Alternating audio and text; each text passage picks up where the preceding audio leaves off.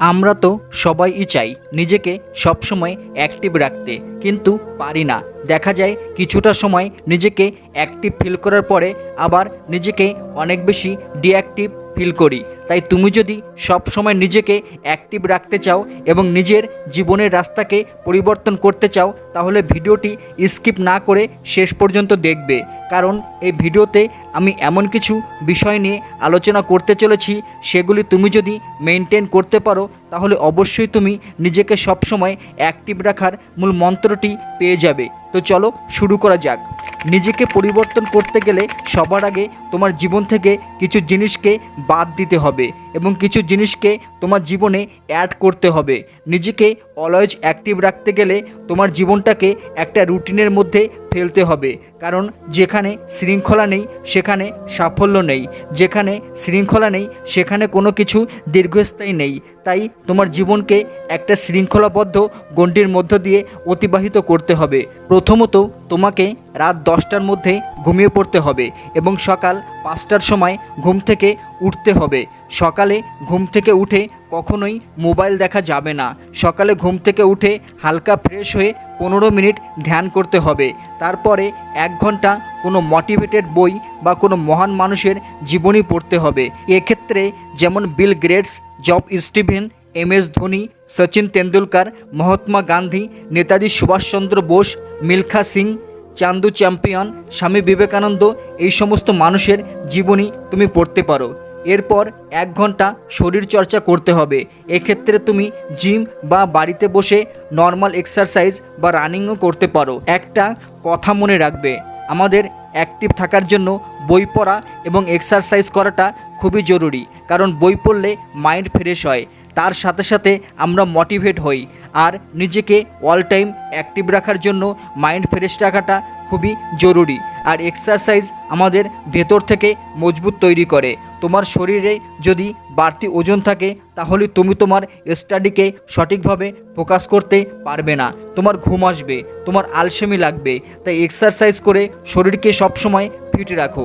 এরপরে ফ্রেশ হয়ে তুমি তোমার কর্মজীবনে লেগে পড়তে পারো। একটা কথা মনে রাখবে, দিনের মধ্যে কিছুটা সময় তোমার যে সমস্ত মানুষেরা জীবনে সফল হয়েছে তাদের সঙ্গে কাটাতে হবে। কারণ সফল মানুষেরা কখনো তোমাকে ডিমোটিভেট করবে না, বরং তাদের সঙ্গে চলাফেরা করলে তুমি বুঝতে পারবে কিভাবে নিজেকে মোটিভেট রাখতে হয়, সবসময় কিভাবে নিজেকে অ্যাক্টিভ রাখতে হয়।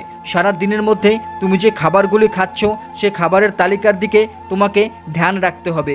কিছু কিছু খাবার আছে যেগুলি খেলে আমাদের শরীরে আলসেমি ভাব আসে, যেমন অতিরিক্ত তেল জাতীয় খাবার, ফাস্ট ফুড জাতীয় খাবার, মিষ্টি জাতীয় খাবার, অতিরিক্ত চর্বি জাতীয় মাংস, এই সমস্ত খাবারগুলি বেশি খেলে আমাদের শরীর ডিঅ্যাক্টিভ হয়ে পড়ে আর আমাদের শরীর অলস হয়ে পড়ে। আর এর বিপরীতে যেমন সবুজ শাকসবজি, কাঁচা ছোলা, ছোট জ্যান্ত মাছ, নিরামিষ জাতীয় খাবার আমাদের বেশি সময় অ্যাক্টিভ রাখতে সাহায্য করে। আর খাবার সময় তুমি যতটা পরিমাণ খেলে তোমার পেট ভরে যাবে তার থেকে কিছুটা পরিমাণ কম খাবে। কারণ তোমার পেট বেশি ভরে গেলে খাবার কিছুক্ষণ পরেই তোমার ঘুম আসবে।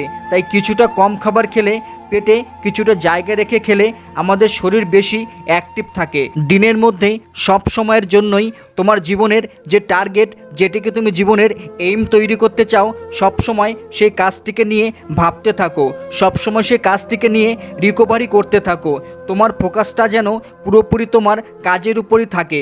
দিনের মধ্যে অন্তত 30 মিনিট সময় একা একা কাটাও, নিজের সঙ্গে নিজে কথা বলো, সারাদিনে কি কি করেছো সেটা ভাবো, আগামীকাল কি কি কাজ তুমি করবে সেগুলি একবার ভেবে নাও এবং নিজের মনকে একদম শান্ত করে ব্রেনকে ফ্রেশ করে নাও। রাতে ঘুমানোর আগে অবশ্যই 15 মিনিট ধ্যান বা মেডিটেশন করবে, তাহলে তোমার ঘুম খুব ভালো হবে। কারণ নিজেকে অ্যাক্টিভ রাখার জন্য ঘুমটা খুবই জরুরি। রাতে খাবার সাথে সাথে বেডরুমে না গিয়ে রাতের খাবার পরে 15 মিনিট হাঁটো, তারপরে বিছানায় ঘুমোতে যাও। এই নিয়মগুলি মেনটেন করে চলতে পারলে অবশ্যই তুমি নিজেকে সবসময় অ্যাক্টিভ ফিল করবে এবং অবশ্যই নিজেকে সবসময় মোটিভেট করে রাখতে পারবে। তো বন্ধু, ভিডিওটি যদি ভালো লাগে তাহলে এক্সিলেন্ট লাইফ চ্যানেলটিকে সাবস্ক্রাইব করে আমাদের পাশে থাকার জন্য অনুরোধ রাখছি। এবং তুমি যদি ভিডিওটি অন্য কোনো প্ল্যাটফর্ম থেকে দেখে থাকো তাহলে অবশ্যই চ্যানেলটিকে ফলো করে দেবে। Thanks for watching.